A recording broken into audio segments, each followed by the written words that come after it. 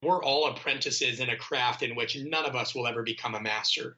I don't care who you are, how long you've coached, whether you've been in the NFL or MLB or NBA for 25 years, whether you've been at the collegiate level for 40 years, whether you've owned your own business and you've done a really good job training and developing athletes on the private side. None of us are masters at what we do. Sports science, strength and conditioning, high performance coaching. Welcome to the Decoding Excellence Show.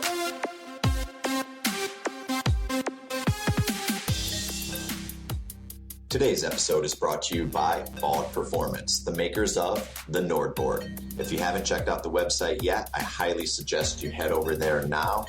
The NordBord is a revolutionary performance technology that allows you as a practitioner to assess the hamstring strengths of your athletes you're working with. Whether it's rehabilitation, return to play, or performance testing, Vald Performance has the tools you need.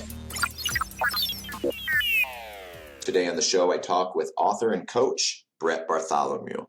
Brett is the co-founder of Unbreakable Performance and also the author of Conscious Coaching, a book that's due out March 11th, 2017.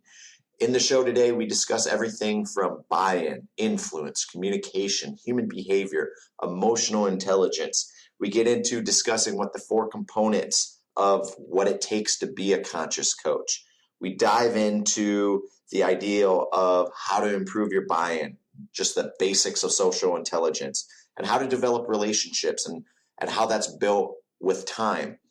This is a wide-ranging conversation that should have immediate impact with your coaching abilities. I definitely believe you do not want to miss this show, and I look forward to hearing the response from you on social media. So without further ado, here's my conversation with Brett Bartholomew. Brett, welcome to the show. Yeah, thanks for having me, Adam. Appreciate it. Hey, I am just so excited to finally get you on the line and have an opportunity to not only steal an hour of your day, which I only imagine that you have some busy days ahead of you, but it's been nice to finally connect with you. How are things out in LA for you? Yeah, pretty crazy.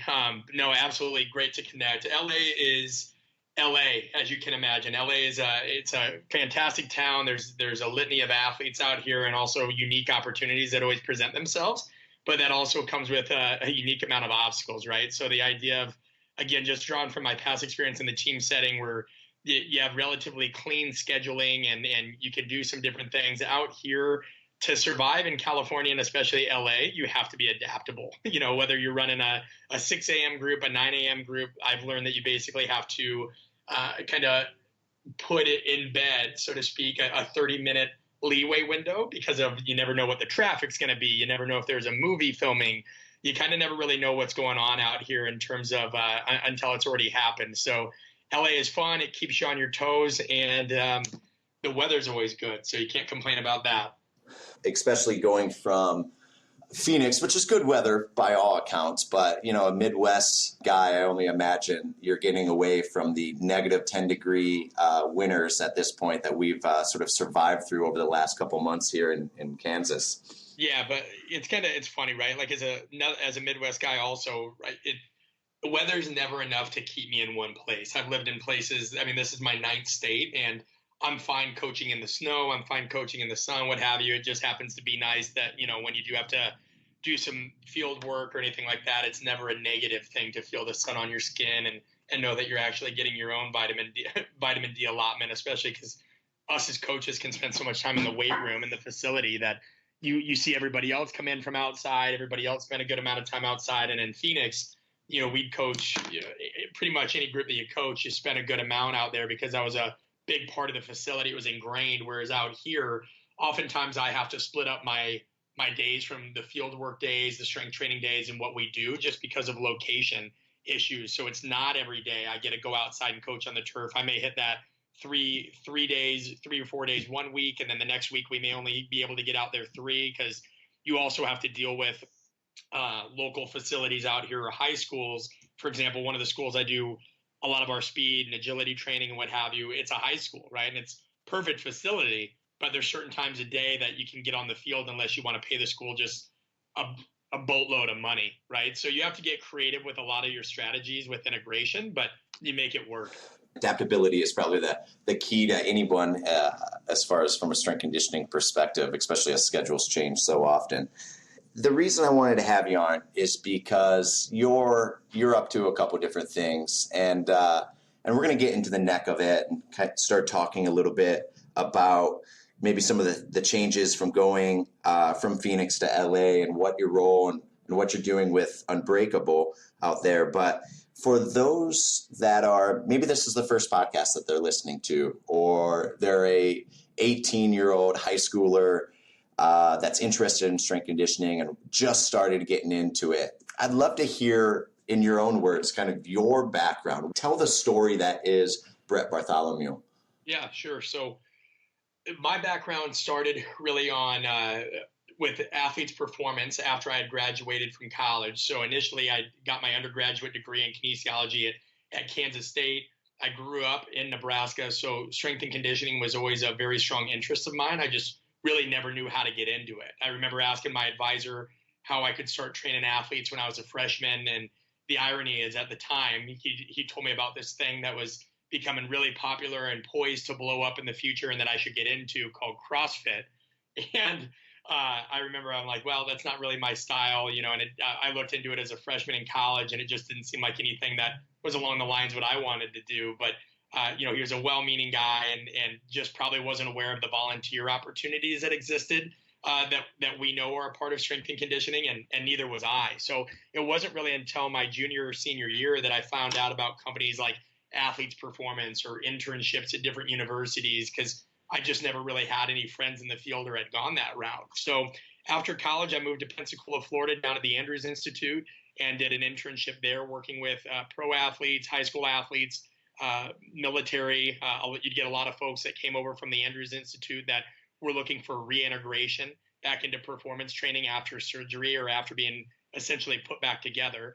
After that, I wanted experience in the team setting. So I volunteered at the University of Nebraska with their football team and did a 6-month off-season volunteer role there. And time came when that ended. They actually needed to fill that role with a minority position, but the coaches were nice enough to connect me with a colleague at Southern Illinois. So I got a graduate assistant position at Southern Illinois, where I went on to get my master's degree in exercise science with an emphasis on motor learning and attentional focus. So to be a bit more specific there, attentional focus is essentially boiled down to how much what we say matters when coaching. So you look at external and internal cueing and the effects that has on people, either psychologically, physiologically, or both, which put a strong kind of cue in there for what would become my later work with the book that I'm finishing up, Conscious Coaching Now. Just looking at how unique it is that you get that manifestation when you're able to capitalize on both the physiological and psychological aspects of coaching, right? As opposed to just one or the other, or just assuming that our athletes' minds go where we tell them to go, because that's not the case. Now, when I was at Southern Illinois, I served as the head strength coach for 6 to 8 Olympic sports, depending on the year that I was there, and then an assistant for football and basketball. So that was a great experience for me, because it was 13 sports under one roof. And as you know all too well, that not only challenges you from a programming standpoint, but also an implementation standpoint and administrative standpoint. So that was a really unique time in my life where I felt like, okay, I'd gotten some good team experience thus far. I'd gotten a sense of the private sector, and once I graduated, I put my name out there for opportunities in both realms. So ended up getting an opportunity to go back down to Athletes Performance in Pensacola, and started taking over and working more hand in hand with the special forces and military endeavors there. So I'd work with 5 or 6 other coaches and a host of therapists throughout the company. We'd go to different bases, whether it was for Navy SEALs, Army Rangers, or folks coming in-house. And we try to educate them on how to train more intelligently. No different than a college freshman, so to speak. You'd get these guys that, live on energy drinks and uppers, and their body is riddled with injuries. And you're trying to teach them the concept of good rest periods and intelligent program design.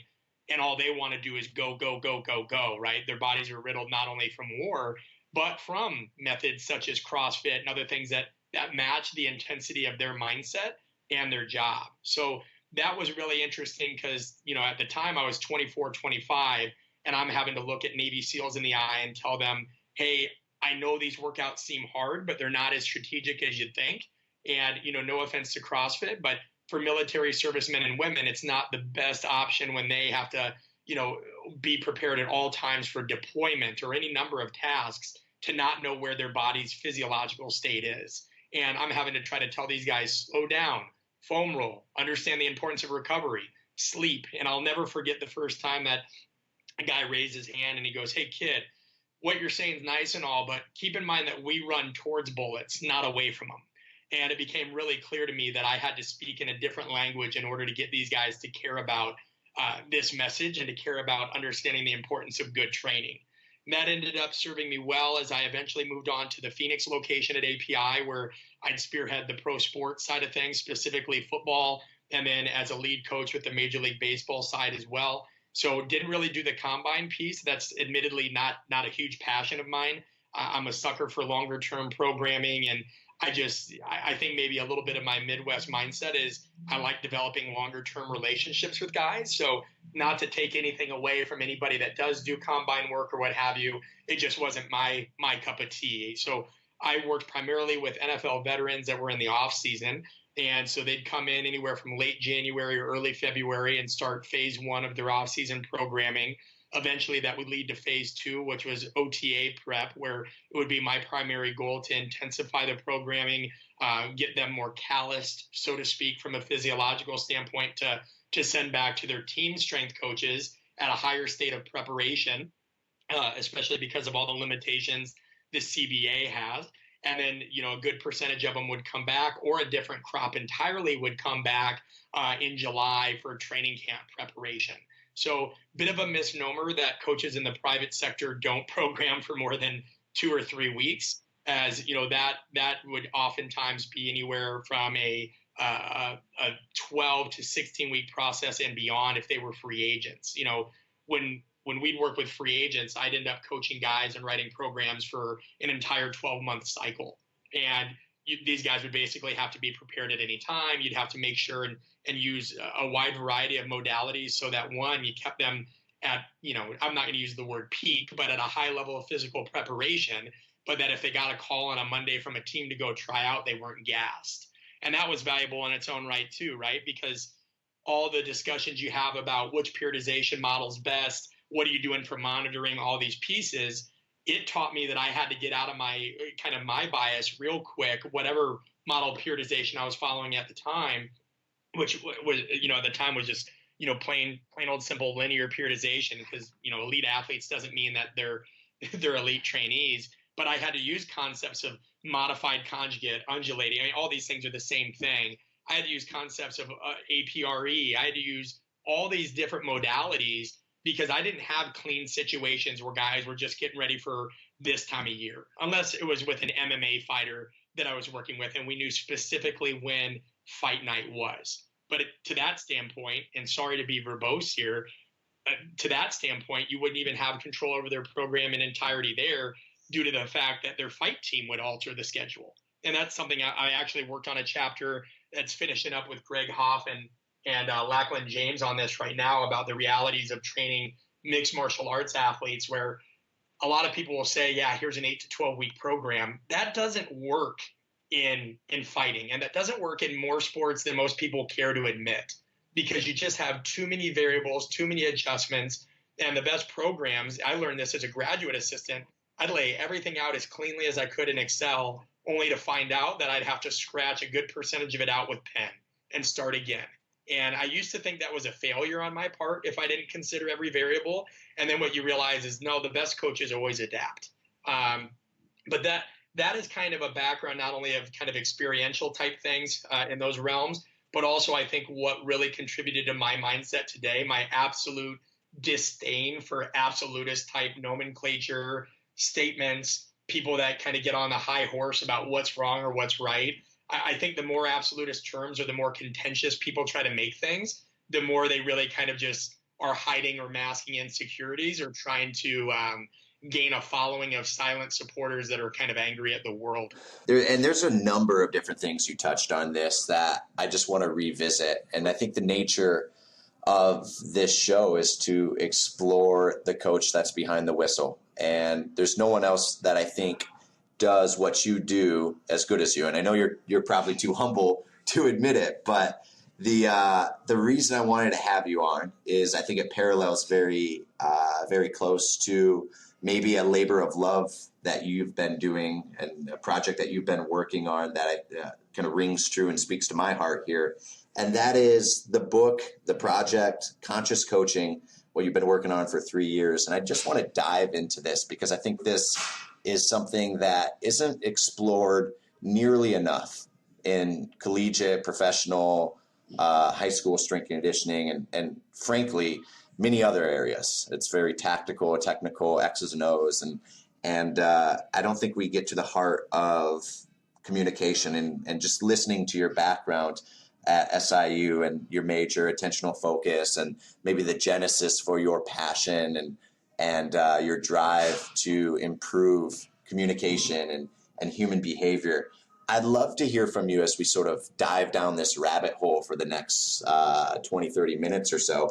What is conscious coaching and why is it so important in this era, this day that we live in now? Yeah, I think simply put, conscious coaching is just another way of saying that, the balanced view on things as it pertains to the importance of the physiological aspects of elite development, the psychological aspects of it, and the cultural aspects, which of course comprises behavioral as well within those domains, is best. And the idea for the term just came from 2 points. One, people use the term master coach a lot. And I say within the book that I think Hemingway says it best. And, we're all apprentices in a craft in which none of us will ever become a master. I don't care who you are, how long you've coached, whether you've been in the NFL or MLB or NBA for 25 years, whether you've been at the collegiate level for 40 years, whether you own your own business and you've done a really good job training and developing athletes on the private side. None of us are masters at what we do because we're always going to encounter situations that make us have to adjust, go back to the drawing board, and alter our approach. And that by nature is you can't have. In order to have mastery at essentially what is the skill of adapting, you have to be conscious of all the variables and all the options that exist. So conscious coaching became a term of saying, hey, don't try to be a master coach, try to be a conscious coach, like have a 360-degree awareness of everything. See the big picture, be able to balance the science and the art of coaching, and understand that all the technical material as it pertains to our physiology, the biomechanics, everything, that matters incredibly, right? But you also have to be comfortable adapting it to a given athlete or group of athletes' needs. And I think it just happened to coincide well with, one, where our society and where our culture is at right now. Everything is so grandiose. Everything is so absolutist. Everything is so this way's best, that way's wrong. And not only that, but it's become sexy to be those things. And I think you've lost, and you're seeing it in our profession as well, where you have a lot of people that can spout off, all the terminology they need to. They can write a program that's fairly well done and periodized long term and has all the, classic modalities of multi-joint exercise that are multi-planar, right? All these pieces in there. But then you put them on a floor and tell them to interact with a group of athletes and they struggle mightily. Or if they're not struggling, they have a clipboard in front of their face the entire time. That is just as bad as the coach or guru out there that's sitting there spouting about motivational or inspirational nonsense. And when you ask them about what their periodization strategy is, they just look at you like they're crazy. You're crazy and say, all we do is work. And that sounds funny, but I've had that experience. I going to visit a facility, a guy looked and said, man, like periodization, we don't mess with that. All we do is work. And it just seems like there's two ends of the spectrum here that I don't understand how it's got that way. I mean, you see it on the questions in social media. Somebody will say, hey, do you like X or Y?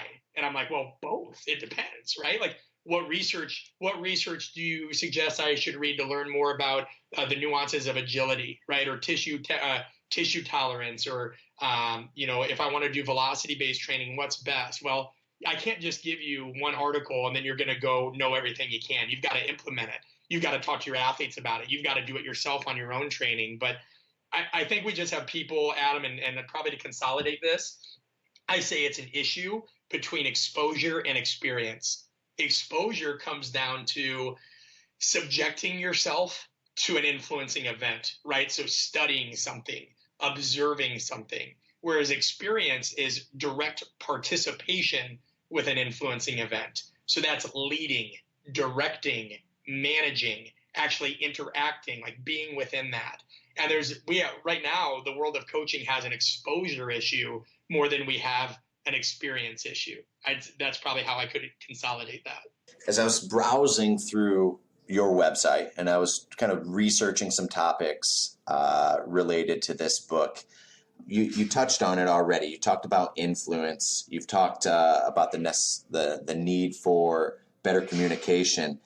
Why do you think we're at this point right now where we have this imbalance? Yeah, this is one where I feel, usually I'll try to think of an answer. I'll say, well, I'm not sure, any piece like this. This one to me is pretty straightforward. And I'd love to know if you agree or disagree, because this is your show and I know I'm the guest, but you have tremendous insight and, especially on this topic and many others. But to me, it comes down to we have an absolute lack of great mentors. Or if somebody doesn't like the way that that's phrased, I would say this: we have forgotten just how important mentoring is. Because if you have a great mentor, right? Like think about when blacksmiths back in the day, when you think of the classic mentor apprentice thing, I always think of a guy coming in to watch a blacksmith work, right? From cooling the steel to hammering it out to smoothing the edges, all of that. You had somebody that taught somebody not just how to handle the tools, but also how to handle the blade. And now we have people that come in and immediately they want to see, do you have gym aware? Oh, do you do this? Or what athletes you work with? Or what drills are we doing? They're sitting there looking at the modalities and they're not paying attention to the conversations. They're not paying attention to the silent things, right? I think Donnell Boucher in the Citadel just posted a really good thing today on Instagram. It just showed the team huddled around each other, and it said, something along the lines of what we've built is under the lights of 1,000 invisible mornings.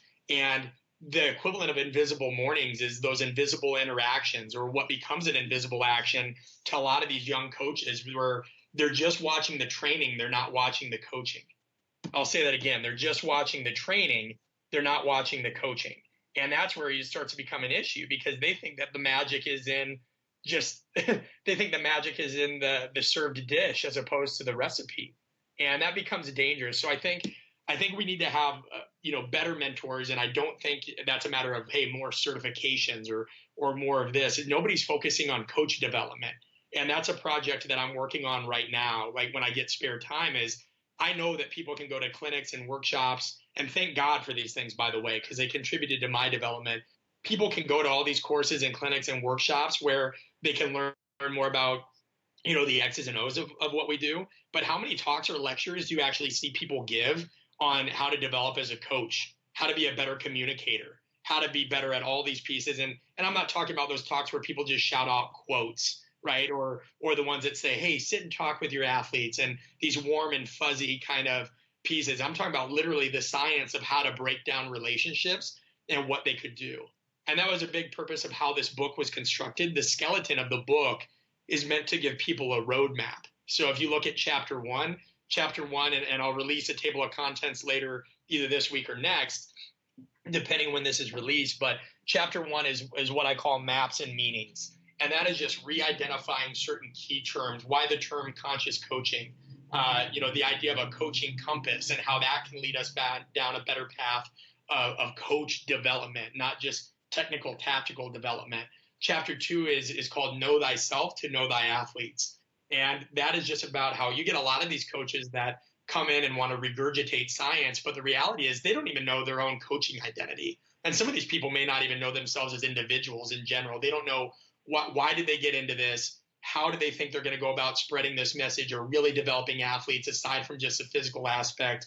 What got you into this? How does that affect your coaching style? Kind of that classic, are you more of a John Wooden or Bobby Knight kind of thing, right? Like understand different paradigms and archetypes that exist, because you can't coach you can't coach well if you don't know what you're all about as an individual. And it dives deep there into some ideas and tough questions for people to ask themselves. Chapter 3 is simply called Seek to Understand. And that chapter goes deep into human nature and the science behind first impressions, the science behind conflict and conflict management. And then it also goes into about, depending on which ones make the final copy, 14 to 16 different personality archetypes. So the technician, the royal, the soldier, the specialist, the politician, the novice, the leader, all names for athlete archetypes that I have come up with that kind of classify them. And again, I'm not typecasting. I'm not profiling unfairly. I make it very, very well stated at the beginning of the chapter. Listen, we're not trying to say that everybody is just this, or we're not trying to say that you can simply have a reductionist idea of somebody's personality and put them in a box. What I am saying is there are certain traits of behavior that go into some of these categories, and whether somebody's a mix or just one, more predominantly one of these are personality archetypes you'll have to deal with when on the coaching floor. And just like we need to know, from jump profiling or eccentric utilization ratio, where we need to focus our training efforts, whether it's more on the elastic reactive end or more on the max strength characteristics, we need to identify those things within personalities that we're dealing with as well if we hope to manage that group dynamic. So chapter 3 is the one that I think most people are going to really dig into. And the cool part of it, Adam, and I definitely want to get you on version 2 of this, is that is broken up not only into an overview of the archetype, right? So there's strengths, weaknesses, suggestions for how you can better connect or adapt to those styles.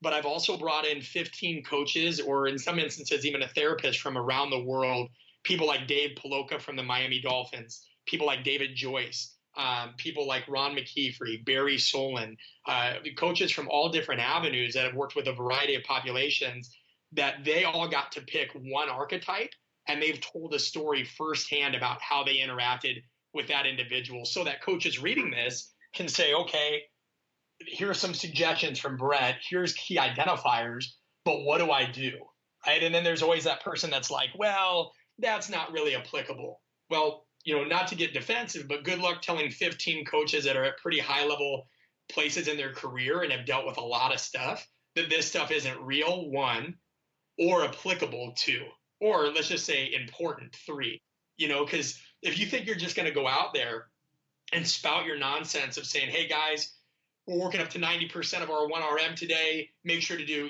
X, Y, and Z, get your warm-up sets, do this, make sure to sign out, that last set, we need to see it. And then a bunch of 18 to 20-year-old kids are going to be pumped at the same level that you are to go train, right? Like that's the feign of ignorance, right? We think that just because we've written this perfect program, that it's not going to be done poorly, or that these guys are like today I have to squat, like I'm doing eccentric squats in my own program. I'm excited about that because I like squatting, right? But my athletes, a fighter that I'm working with, hates squatting. So I've got to help this guy understand how different the development of different contractile properties can benefit him in the octagon when he's applying chokes or trying to apply leverage at different angles. And that's what this book, helps people uncover, is how do you speak in their language. Chapter 4 is about constructing connections. So it's just, tools, tenets, and strategies. So it's listed into about 12 to 13 common mistakes that most coaches make when trying to develop trust, create good atmospheres of, kind of collaborative and cohesive engagement, and kind of, almost is made so people could essentially rip them out of the book and pop them up on the wall and have that reminder of what not to do. Because I thought that was important to add in the book. Like if people just hear me spout about what I think it takes to be successful, when in my mind, I'm certainly no glaring example of success, but I know what failures have helped me improve, and I always think that if you're not sharing failures, then nobody should trust you anyway. So there's things that people often fail at. And then I break it down into 13 strategies based on science, based on social science research that say, if you do these things, by and large, people will react or behave or perceive what you're saying this way. And then to close that out, Adam, chapter 5, which goes back to the original question, is what are we lacking? How did we get into this situation? Chapter 5 is about legacy. So applying the ideas of conscious coaching to our craft and our lives, whether that's how to be better mentors, how to distance yourself from this kind of caveman, if you have success or you become relatively well known for something, you're a sellout in our field. If you want to provide a life for your family, and don't just want to be on the floor 24/7 until you're 65 years old, or longer, you're not a sellout. How we can actually be practicing strength and conditioning coaches or performance professionals and have that be the bedrock of what we do always, because that authenticity is important, but still be conscious and feel okay with doing bigger things in our lives to actually live them and enjoy them and give back, right? Because I think that we're at a unique turning point in our community where, and I told you before the podcast, right? Complete transparency to the listeners. I don't feel comfortable marketing a book. I didn't feel comfortable getting on social media when I first did it because there's a voice in all of our head that says this is wrong. This is what sellouts do. This is what gurus do. This is what people that aren't actually coaching do. When in the reality is all we're trying to do is share. Like, do writers look at that? Do writers and authors say, oh, you know what, so-and-so has written his 5th book and he's actually been able to help organizations, or he's been able to do this. Oh, man, he's a sellout. If a lawyer makes partner, do they look at that as like, oh, man, now he's got his name on the building, right? Like, he must be a really crappy lawyer and nobody strives to have their name on the building. Like, at some point, you've got to say, I'd like to coach and be on the floor day to day, but I'd also like to take a vacation with my wife. I'd also like to provide a life for my kids. And I'd also like to have an exit strategy and be coaching at 65 because I want to, not because I have to. And this is something that I'm passionate about because I've lived it at a relatively young age, right? Like, I left the collegiate setting. Doesn't mean I wouldn't go back. It just means that I had an opportunity to get a full-time job in the private sector. I left API after 6 years to take a very big risk out here in LA to become part owner and director in a company called Unbreakable. And that was hard because 4 weeks later, I had an NFL opportunity, something that I had been wanting to do for a very long time. But my wife and I had already started our move and we had already accepted a job. So we came out here and decided to see it through, only to have 11 months later, the place essentially get bought out and want a franchise, which is something I'm not passionate about, regardless of the money involved, and step away from that in October. So here I am in my 11th year of strength and conditioning. I've split with a business partner that I had philosophical differences with, which is a part of life. And I'm coaching athletes out of a spot here in Beverly Hills while we weigh our next options, right? And so I'm coaching 4 to 6 groups a day. And, that allowed me to still be able to write the book in the evenings and do those things. And it allows me to literally sit here with my wife and say, you know what? The first move and first few moves were for development. The second one was for experience, kind of like we wanted to get the idea of what it took to run a business. And not only that, lead a staff of about 13 people and help from a managerial standpoint. This next move is about us. We want to have a kid. We want to have 2 kids. We want to be able to both be in careers that we're happy about and we see ourselves being in for about 5 to 10 years before we consider doing something else. So we have some conversations and some opportunities right now, whether it's in the team setting, a very unique organization, or even doing our own thing. And in the meantime, I'm coaching and writing and speaking and consulting. And so I bring that up because it's one thing if you get these pieces of advice or these views from somebody that kind of has been comfortable in a career for a very long time. But I've always viewed it as I don't want to speak on something unless I've lived it. I've taken risks. I've coached my butt off. And I've tried to share everything, the good and the bad and the ugly with people. And so, you know what? It was time for this book to come out and hopefully inspire others to do the same. Maybe a couple minutes ago when you were talking about why our industry might be in this sort of state that it's in right now, you described, well, it's, thinking about mentorships. And I just think if we were to replace the word mentorship for relationships and how we can't fast track a relationship, especially a relationship of a quality standpoint. And that's what we're kind of seeing right now in the industry with the need for bigger and more robust programs is it's cheapening the relationship that a mentor could possibly have with a intern. And I think anything that's built of quality is built with time. And I think this might be an interesting segue into maybe the four sort of coaching compasses of your book when it talks about relationship and relationship building and the time that it takes and the social intelligence. But I would love for you, if you could, and I know we're getting maybe midway into this show here, to just give a brief sort of idea of what this coaching compass is, why you kind of made it, and maybe some strategies to improve in one of the four domains. Yeah, no, that's really so. The coaching compass, right, is just kind of that classic take on, hey, we all can relate to a compass, and that's something that social science talks about in general. If you want to change behavior, you have to put an image in people's mind's eye. Otherwise, it's very hard for them to carry out, relate to, or even, just adopt in any kind of way. So what I always say is, the cardinal directions on our coaching compass, so to speak, is signified by four elements of what really makes that conscious coach a great teacher and communicator. And you could even put in like manager, director, or anything there, right, as well, because those qualities are inherent. And that's buy-in, which is essentially, if people want to look at buy-in as trust, and there's a whole, piece as to why I call it buy-in and not just trust.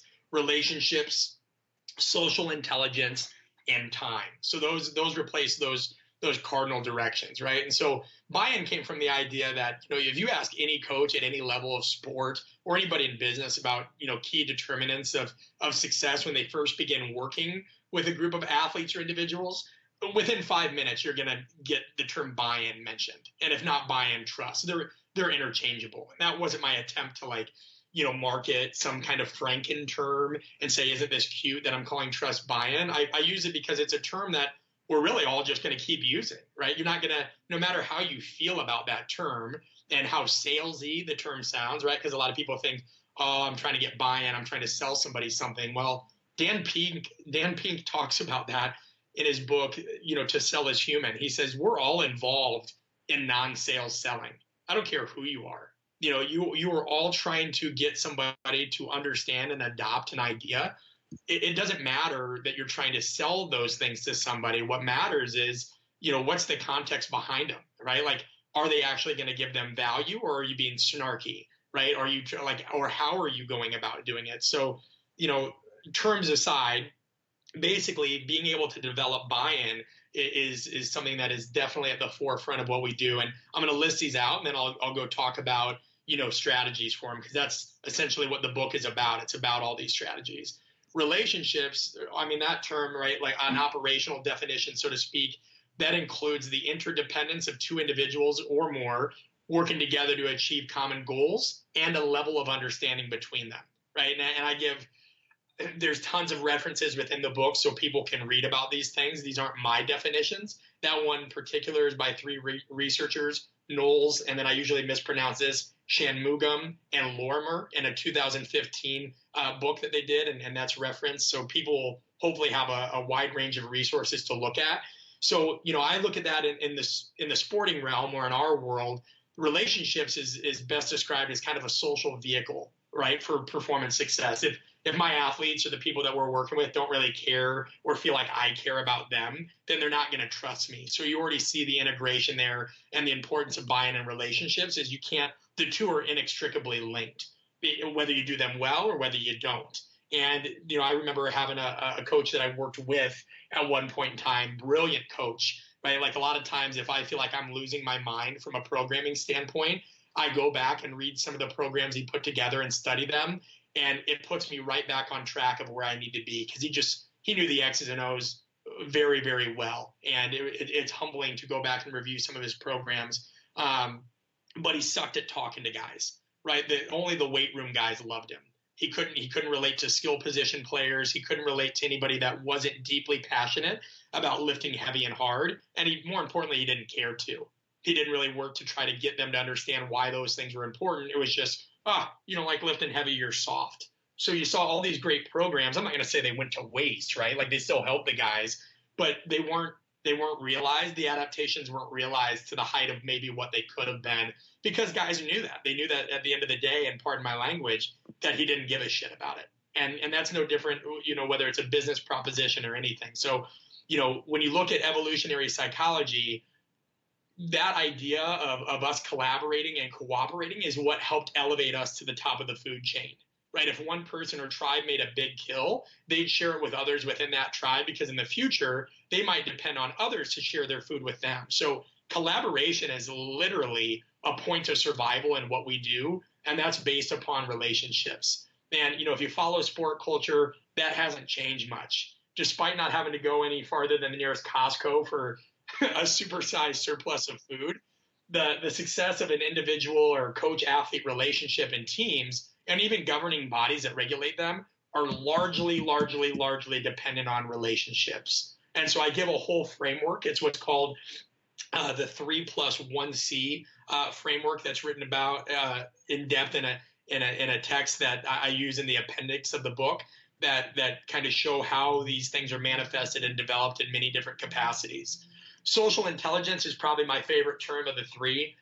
The term that I use in the book was inspired by an internationally recognized social scientist and professor. Again, right? Like, tired of people calling this stuff the art of coaching. There is a science to the art, and the science of communication and the science of social intelligence far surpasses the amount of research that we have on strength and conditioning. Far surpasses it, right? And it's just time for that not to be ignored any further. And this individual that inspired my definition in the book was Ross Honeywell, Dr. Ross Honeywell. And social intelligence, according to him, referred to the exclusive ability of humans to navigate, negotiate, and most importantly, influence these social relationships and environments, right? Now, you've had authors like Daniel Goleman, Robert Greene, E.L. Thorndike, who was really kind of the originator of the term in 1920, that have written about this. And all these people have made amazing contributions, far beyond anything I could do, right? I'm not reinventing the wheel, but nobody's discussed how they can use that in the realm of performance coaching or strength and conditioning. And that piece right there is essentially what this book is about.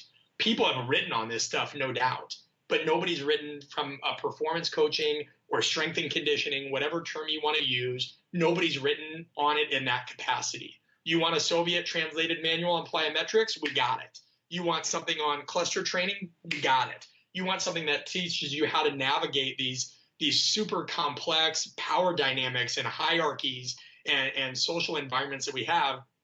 Who's doing that, right? And so I don't have many things that I think are original that I could contribute, right? Like, nobody needs me on Twitter saying that getting a stronger posterior chain can enhance speed development, or the value of eccentrics in possibly reducing hamstring strains and helping with tendinopathies. And God knows nobody needs another person talking about the importance of certain things on running speed or even squats or what have you. We have those voices and they're valued. What I look at is essentially like, where can I contribute?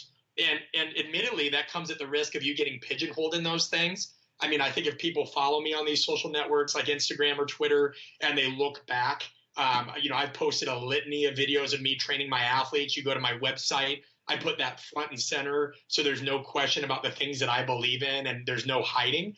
But at the same time, you've got to contribute a unique voice if you want to help.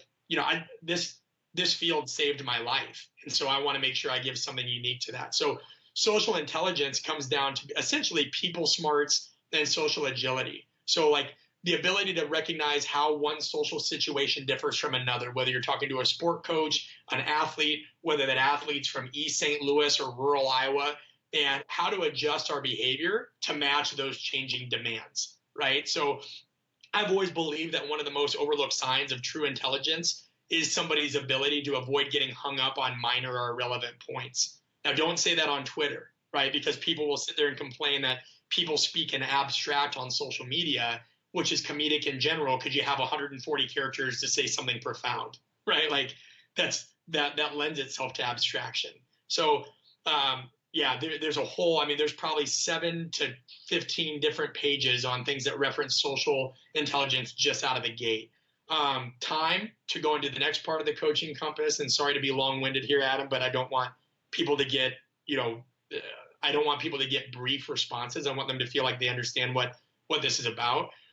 You can explore buy-in, relationships, social intelligence, but the reality is time is always going to be the trump card, so to speak, as you can't rush this stuff. You can't rush trust. You can't rush influence. If you do, you're going to push people away from you, and you're going to come off as that snarky, salesman, or more importantly, kind of that desperate coach that it's like, hey man, like let this thing play out, right? Like everybody's had that overeager boyfriend or girlfriend in their past that like, yeah, you guys liked each other, but they couldn't just let it sit, right? Let's not rush this. And as silly as that sounds, that's not different than these kinds of relationships. You have to we slow cook our athletes in terms of their physiological development. You have to do the same thing from a psychosocial standpoint, right? And having that lack of patience and almost too much of an intense sense of urgency early on in my career hurt me, because I was in a position where I'm training Navy SEALs or pro athletes at 24 or 25. And the first thing I thought I should do in order to get them to listen to me is prove how smart I was. So I'd sit there and explain my training methods. I'd talk about how each exercise was doing this and that. And some of these guys were just like, dude, that's cool, but like, we got it. Like, we just want to train, and I realized that, I needed to quit doing that if I was ever going to develop true relationships, because it showed how really insecure I was as a young coach, just trying to spout how smart I was, right? Like every 5 seconds I was trying to hand somebody some research. I was trying to show somebody these things. And that's great in our field, right? If you have an awesome paper, Adam, like on stuff that you post, like I'd love to see it. But I had to learn that my athletes weren't motivated always by the same things, and I had to balance that equation. So those 4 pieces, and how to understand the background of them, how to leverage them, how to develop them, and how to utilize them are all part of the very first chapter of the book. And then specifics are teased out more as we dig deeper. That was a big piece. I did not want this book to be something where people read and they felt like, yeah, there's some good stories in there, there's some good quotes, but nothing I can use. This book was centered around tools that people can hopefully use from day one. So that's the coaching compass in a nutshell. And I think that this book is needed outside of just strength conditioning. And I think the topics that you cover in this book easily transcends the microcosm that is sport, because everybody can get and become even a better communicator, a better listener, develop richer relationships, spend more time. And as I think back on the mentors in my professional life, the people that's been closest to me are the ones, without knowing the 4 components here, are the ones that navigated those 4 disciplines incredibly well. They spent the time with me, enriched time. And then you shared it earlier on just about it's the invisible moments. It's the 1,000 invisible mornings where it's the time that you sit behind a desk at the end of a workday that you spend with your colleagues or close friends and tell stories or reminisce. It's not what you might necessarily put up on Instagram or put on Twitter that helps bond a relationship together. And you can't cheapen that by artificially creating those moments. You can't rush it by trying to be overeager with trying to drive the relationship. It takes time. It takes that slow cooking nature. I'd love to kind of, as we come towards an end of this, I would love to hear from you about what you think you would have done differently. If you could rewind the clock and you're a young coach, you're just starting off, your first internship, what is that a piece of advice that you would give that 19, 20, 21-year-old coach as they're entering into this field that seems, bombarded by the need of mastery of Microsoft Excel, by GPS, accelerometry, data monitoring? What would be that piece of advice that you would tell that younger coach? That's a really good question. I know that I would give them the same advice that I try to continually live by in my own development daily, right? Because even though this is my 10th, 11th year doing this, there's times where I feel, insecure about those things, right? Like I can't get a bunch of gym awares, right? Like, so I hear people talk about, velocity-based measuring, and I'll use push only to see people on Twitter say, well, this isn't valid, this isn't reliable, this isn't this. And it doesn't matter what you say. Like I have to use what I can use, and I have to adapt it for my situation, right? Or Excel, nobody taught me that usually when you come up under that undergraduate kind of setting, you kind of see the template, you grow up under that, you learn how to adapt it.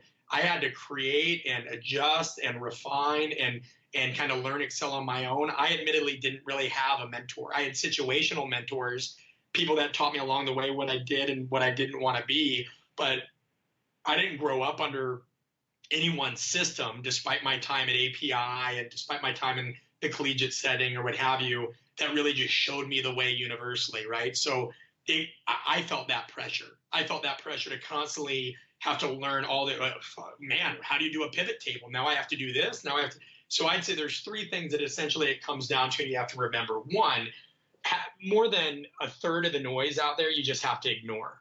There's so much information out there that you think that's a good thing. The reality is the vast majority of it is white noise. And, you get bombarded, right? Think how often the research comes out now. It seems like every week nearly I get an email that the January issue is dropped, or the NSCA journal. Now it's this, now it's that. And then there's a research quarterly. Then there's all these other pieces. And, no matter who you are, unless you don't have a family, unless you don't have a life, unless you don't have any of those things, you're not reading all of this. And I can say that because that's a distinct difference between me as a graduate assistant or young apprentice coach, and now I've gotten better at filtering things, right? Like I'll stay up with the research, but I don't lose it in the same OCD mindset that I used to if I missed one of the reviews, because I know if it's good stuff, one, I'm going to hear about it from other smart people I surround myself with, or it's going to be such a pervasive kind of topic that it's going to come up, when I'm browsing social media or when I'm doing this, and then I can review it.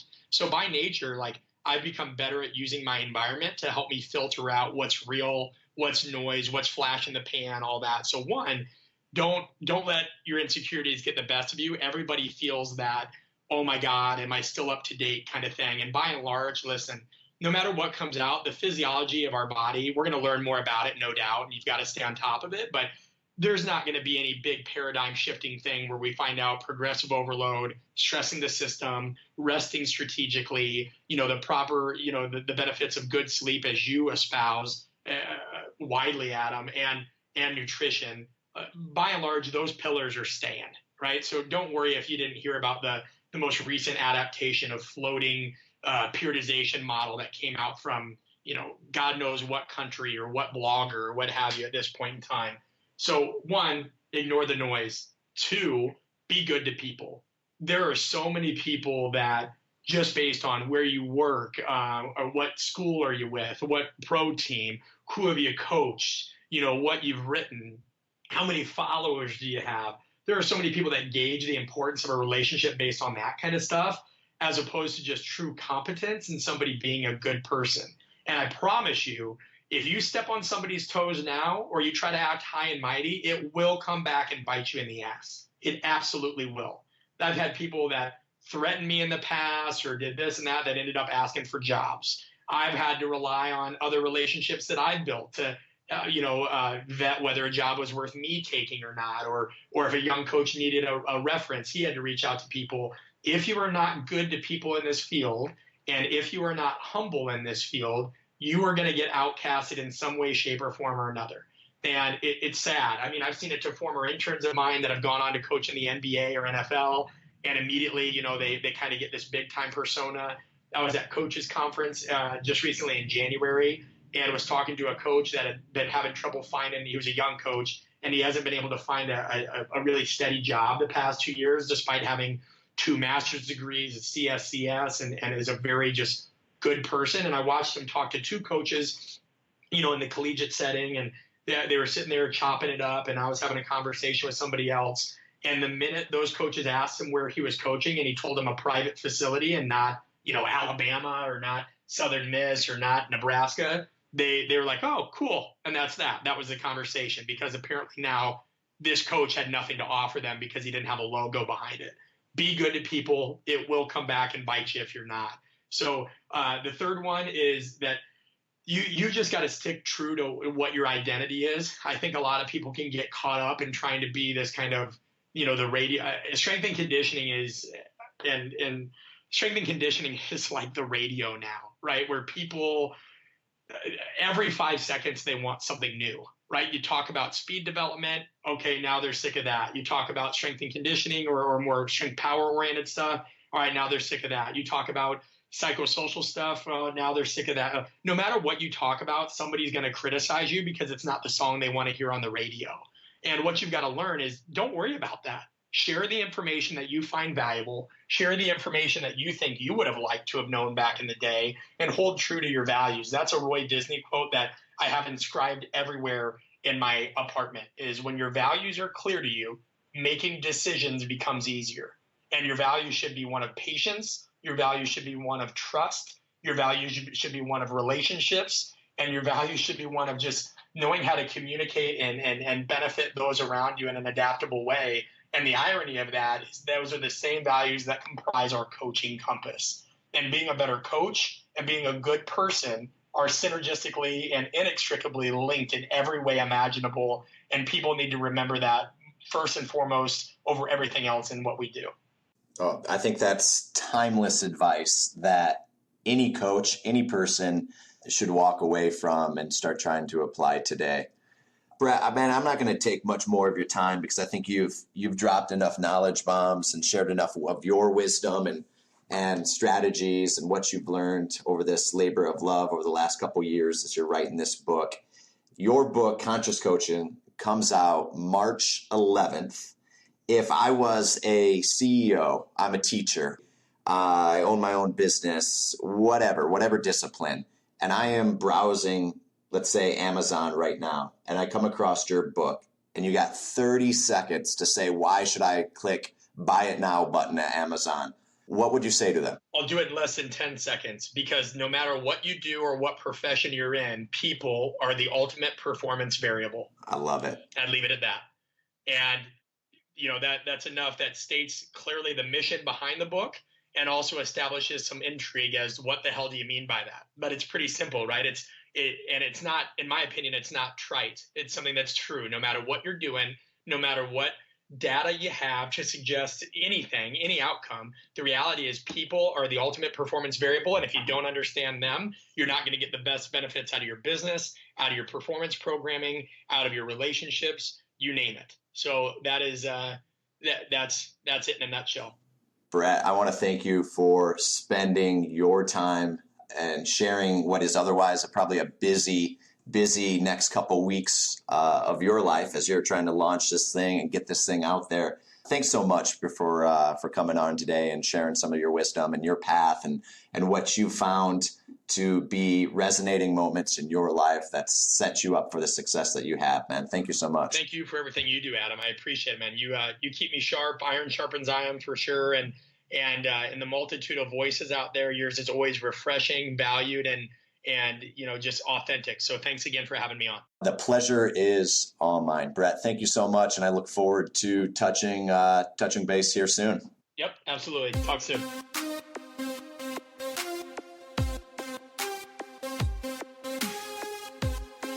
I want to thank today's guest, Brett Bartholomew, for coming on the Decoding Excellence show and investing his time with me and sharing some of the wisdoms that he has learned through his coaching career. Brett has a book called Conscious Coaching coming out March 11th, 2017. You can pick it up on Amazon.com.